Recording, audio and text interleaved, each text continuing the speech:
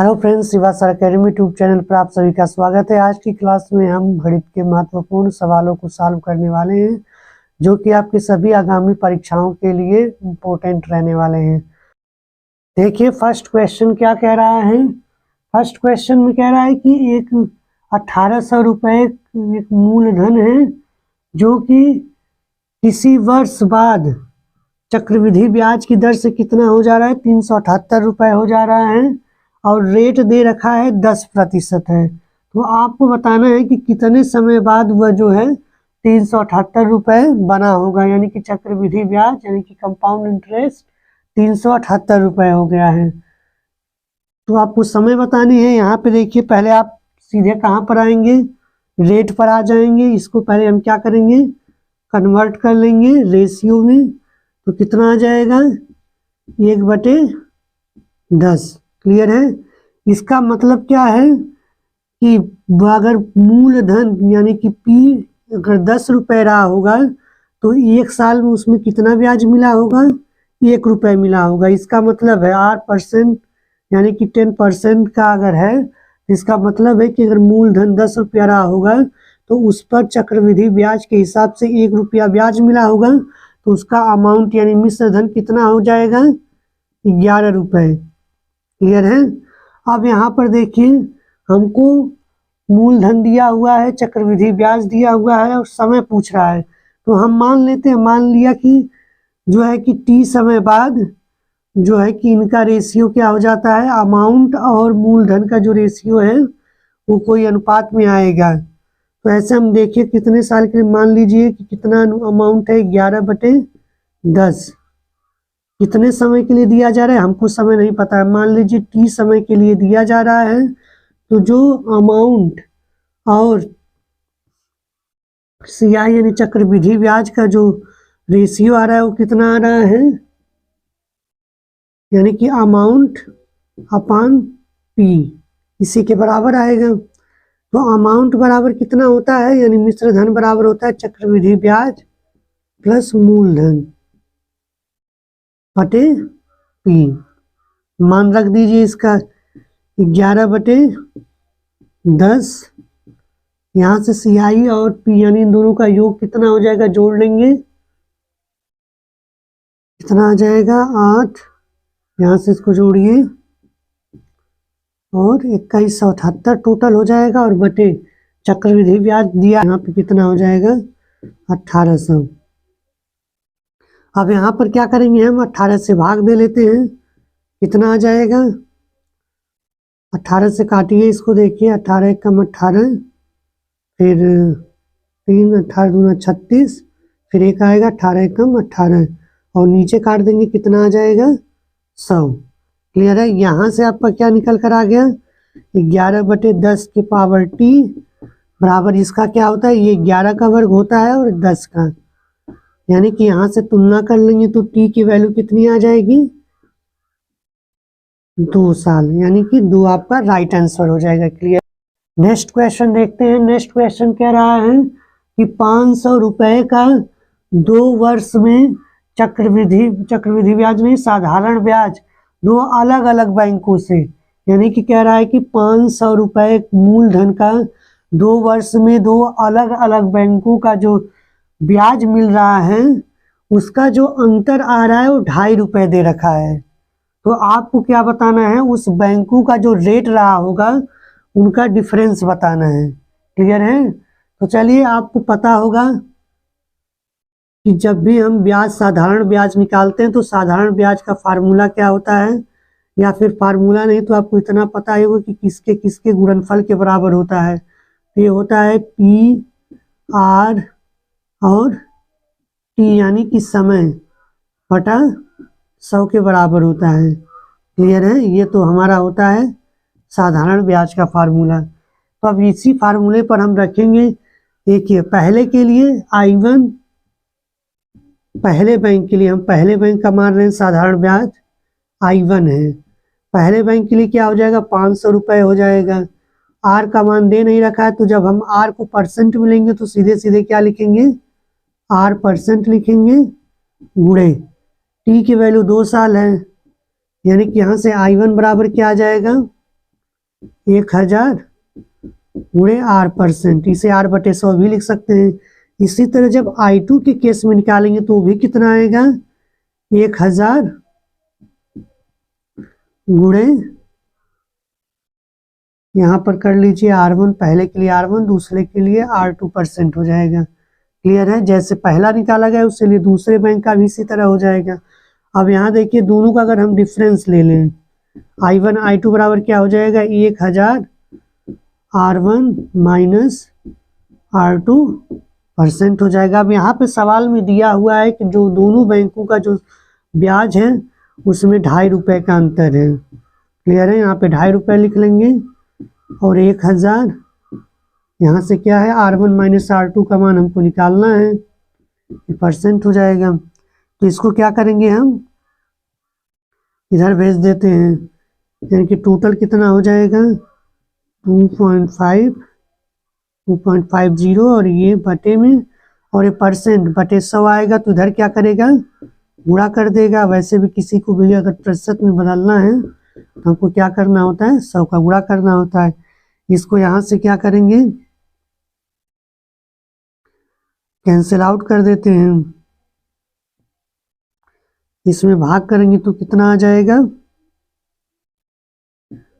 0.25% आ जाएगी। यानी कि दोनों बैंकों का जो रेट का डिफरेंस आएगा वो कितना आएगा, 0.25% आ जाएगा। नेक्स्ट क्वेश्चन देखेंगे क्या कह रहा है। नेक्स्ट क्वेश्चन में कह रहा है कि एक घड़ी दी हुई है जिसमें मिनट वाली जो सुई है, मिनट वाली सुई की लंबाई दे रखा है 7 सेंटीमीटर है। तो आपको बताना है कि यही मिनट वाली सुई जो है 30 मिनट में ये जो वृत्ताकार घड़ी है उसका कितना क्षेत्रफल पार कर लेगी। एक तरफ से आपको इतना ये बताना है इसमें कि जब सुई चल रही है, यानी कि एक वृत्ताकार पथ पर ही चल रही है, तो जो ये चलते चलते आधे घंटे में जितनी या 30 मिनट में जितनी वृत्ताकार पथ को कवर कर ले रही है, तो जितना क्षेत्रफल बन रहा है उसी को आपको बताना है। तो चलिए देखते हैं कैसे सॉल्व होगा। पहले तो आपको ये पता होना चाहिए कि पूरे वृत्त का क्षेत्रफल कितना होता है, 2πr होता है। 2πr नहीं, πr² होता है। पूरे त्रिभुज का मतलब वृत्त का क्षेत्रफल, पूरे वृत्त का क्षेत्रफल कितना होता है, πr² होता है।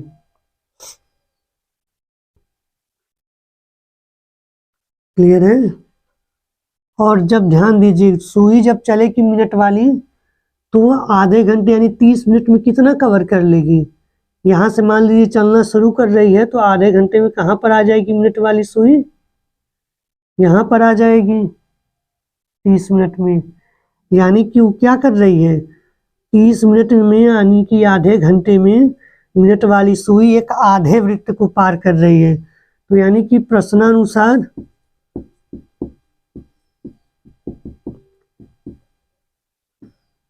मिनट की सुई कितनी क्षेत्रफल पार करेगी, मिनट की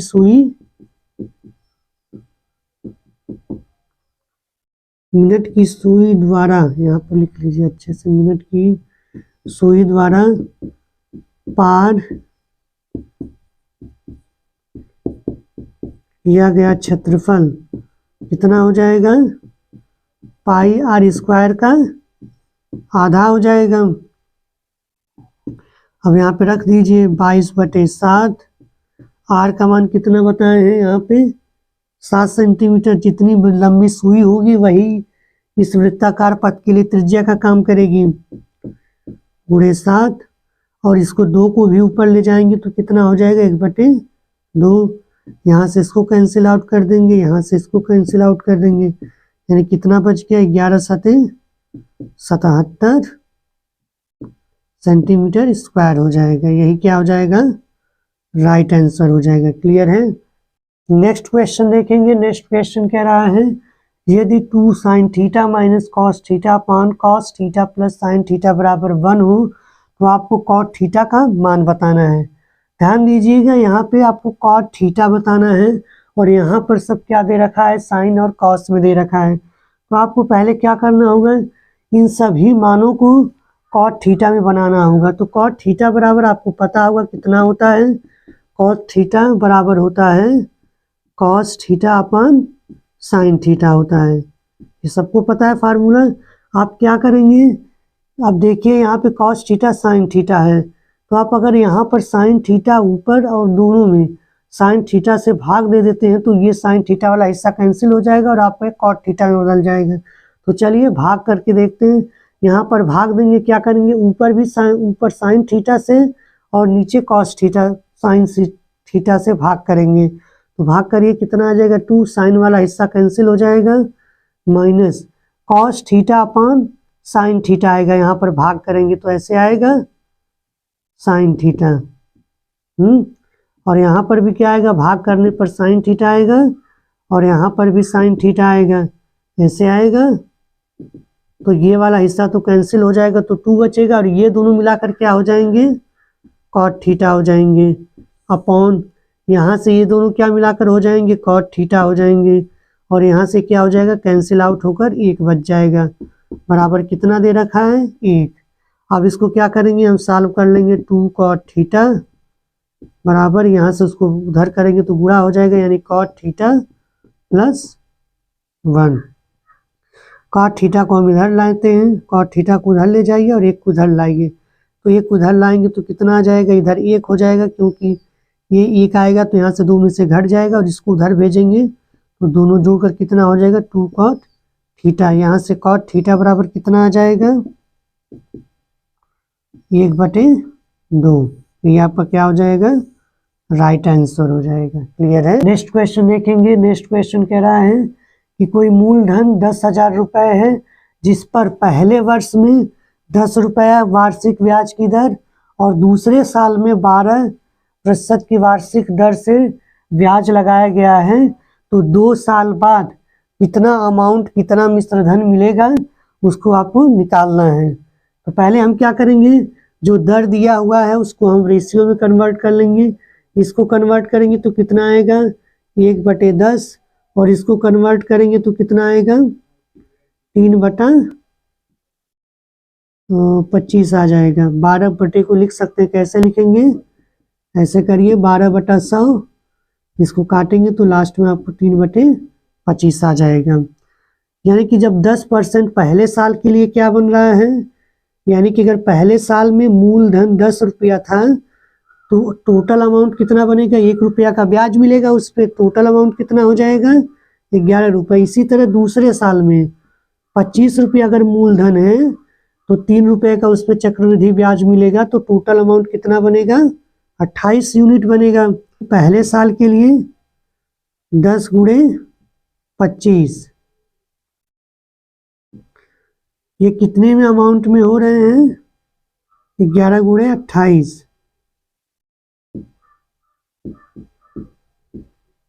जब क्रमिक की बात होती है तो हम टोटल क्या करते हैं, टोटल को इधर पहली यूनिट को गुणा कर लेते हैं और दूसरी यूनिट का गुणा कर लेते हैं, यानी कि 10 गुणे 25, यही जो है मिला जुला कर 2 साल बाद कितना हो जाएगा, 11 गुणे 28 के बराबर हो जाएगा। यानी इसको हम गुणा कर लेंगे, कितना आ जाएगा, 250, यानी 250 यूनिट जो है 2 साल बाद कितने में बदल जाएगी, यहाँ पे करेंगे गुणा, यानी कि 308 यूनिट में बदल जाएगी। और ये क्या आपका है, यही आपका मूलधन है, और मूलधन कितना बराबर दे रखा है, 10,000, यानी कितना गुणा है, यहाँ से 250 से इसमें भाग करेंगे तो कितना गुना आ जाएगा, 40 गुना लगभग। यहाँ से दिख रहा है 2500 को 100, यानी कि यहाँ से 1 यूनिट की वैल्यू कितनी आ जाएगी, 40 रुपये आ जाएगी, 40 रुपये आ गई।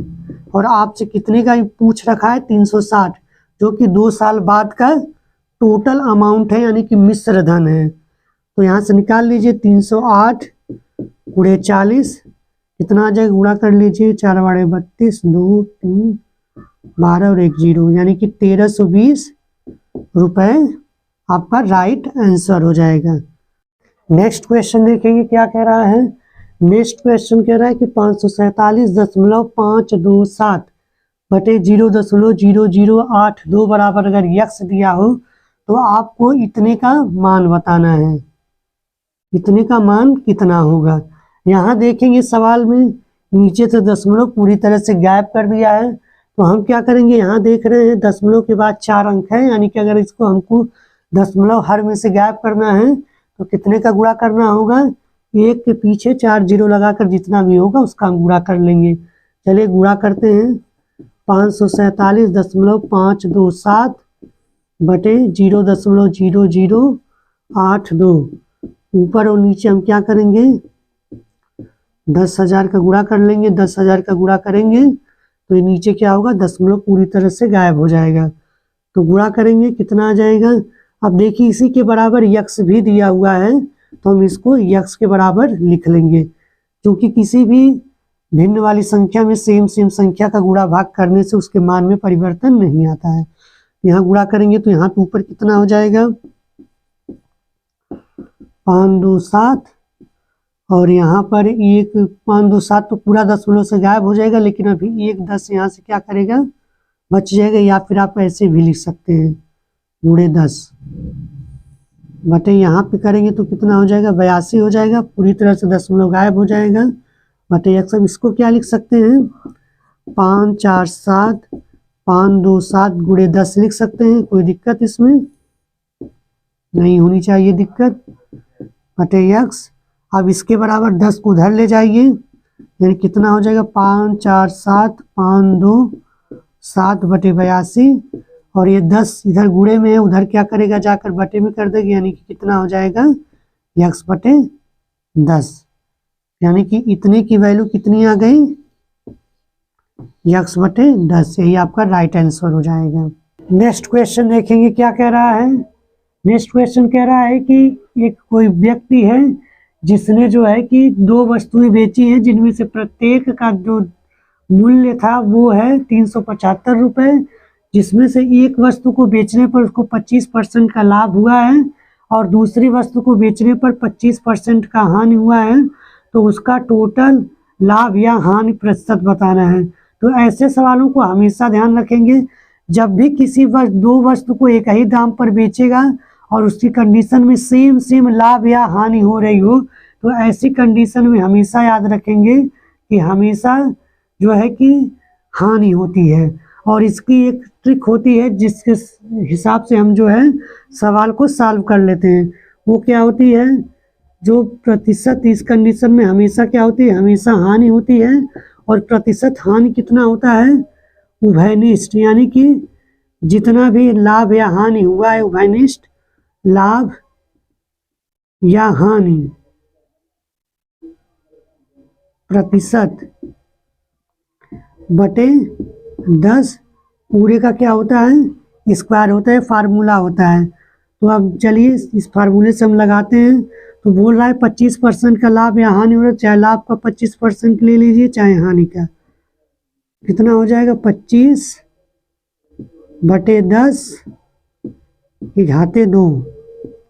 इसको सॉल्व कर लेते हैं, कितना आ जाएगा, 25 गुणे 25 बटा 100, इसको कैंसिल आउट कर देंगे, फिर 25 में 4 से डिवाइड करेंगे तो कितना आ जाएगा।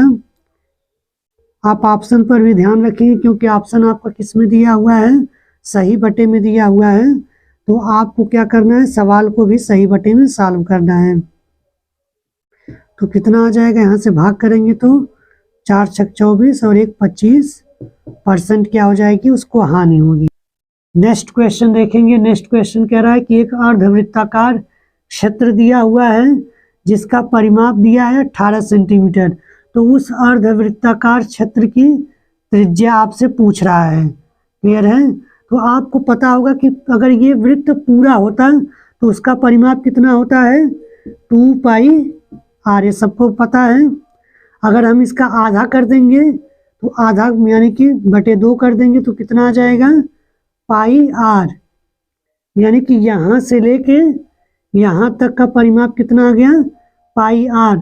लेकिन ध्यान रखेंगे यहाँ पे आर की दूरी और ये आर की दूरी, ये भी तो परिमाप में काउंट होगा, यानी कितना हो जाएगा, +2r। क्लियर है। यहाँ से आप आर को कॉमन भी कर सकते हैं, कितना हो जाएगा, पाई +2। और इसी का मान आपको कितना दे रखा है, 18 सेंटीमीटर दे रखा है। क्लियर है। और सवाल में आपके पाई का मान 22/7 दिया हुआ है, तो आप उसको भी रख लीजिए। यानी कि कितना हो जाएगा यहाँ से r 22/7 प्लस 2 बराबर 18। इसको सॉल्व कर लेते हैं, कितना आ जाएगा r,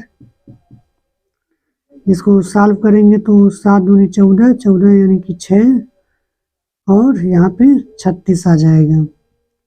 क्लियर है। बटे 7 गुणे यहाँ पर क्या हो जाएगा 18 और यहाँ से 1 कट जाएगा यानी कि 2 बार में कट जाएगा। तो यहाँ से फाइनली r बराबर क्या आ जाएगा 7/2। और ऑप्शन में आपके क्या किया है सही बटे में दिया है, तो आप इसको सही बटे में चेंज कर लेंगे। ध्यान रखिएगा दशमलव में जब आंसर हो तभी आप इसको दशमलव में लाएंगे जब ऑप्शन में दिया हो। नहीं तो इसको सॉल्व करेंगे, कितना आ जाएगा 6 और सेंटीमीटर, यानी कि इतना सेंटीमीटर की त्रिज्या आ जाएगी। या क्या हो जाएगा राइट आंसर हो जाएगा। नेक्स्ट क्वेश्चन देखेंगे। नेक्स्ट क्वेश्चन कह रहा है कि एक घन है जिसका विकर्ण, घन का विकर्ण दिया हुआ है 6 करनी में 3 सेंटीमीटर। तो आपसे पूछ रहा है ये जो घन है इसके संपूर्ण पृष्ठ यानी कि जो इसके 6 पृष्ठ हैं उसके क्षेत्रफल और इसके आयतन में क्या अनुपात होगा, आपको इसको बताना है। तो आयतन और क्षेत्रफल निकालने के सबसे पहले हमको जरूरी है कि घन का हमको क्या साइड यानी कि भुजा ए का मान ज्ञात हो। तो उसको कैसे निकालेंगे, क्योंकि विकर्ण का मान हमको पता है। और विकर्ण कितना होता है, घन का विकर्ण कितना होता है, ए करनी में 3 होता है। और इसी ए करनी में 3 का मान आपको सवाल में कितना दे रखा है 6 करनी में 3, यानी यहाँ से ए का मान कितना आ जाएगा 6। अब ए यानी साइड यानी कि घन की भुजा का मान पता चल गया है। अब यहाँ पे आप डायरेक्ट अनुपात पे आ जाते हैं, यानी कि संपूर्ण पृष्ठ का क्षेत्रफल अनुपाते आयतन। हम डायरेक्ट अनुपात निकालने की कोशिश करेंगे। संपूर्ण पृष्ठ क्षेत्रफल कितना होता है 6a² संबंधे, यहाँ से आयतन कितना होता है a³। आप चाहें तो आप ए का मान यहाँ से रख भी सकते हैं। तो यहाँ से देखिए रखेंगे कितना हो जाएगा 6 गुणे 6 अनुपाते 2 बार, ये तो 6 इसका 6 है, ए की जगह 6 रखेंगे तो 2 बार गुणा हो जाएगा। अनुपाते ए की घाते 3 का मतलब 6 गुणे 6 हमने मान रख दिया, मान रख कर विस्तार कर लिया। तो यहाँ से देख रहे हैं सब कैंसिल आउट हो जाएगा, यानी कि अनुपात कितना आ जाएगा 1 संबंधे 1, यानी इस घन के संपूर्ण पृष्ठीय क्षेत्रफल और आयतन का जो अनुपात आएगा 1 संबंधे 1 आएगा। नेक्स्ट क्वेश्चन देखेंगे। नेक्स्ट क्वेश्चन कह रहा है कि एक व्यक्ति ये है जिसने किसी वस्तु को उसके मतलब मूल कीमत से 5% कम देकर खरीदता है, यानी कि उसे मूल कीमत से 5% की छूट पर मिला है वस्तु, 5% की छूट पर वस्तु मिला है। तो इसका मतलब क्या हो जाएगा 5% की छूट पर मिला, इसका मतलब क्या होगा, इसको पहले हम रेशियो में कन्वर्ट कर लेंगे तो कितना आ जाएगा 1/20। इसका मतलब है कि अगर उस वस्तु का जो मूल कीमत थी अगर 20 रुपए थी तो उसको कितने में मिल गई है 19 रुपए में मिल गई है। क्लियर है।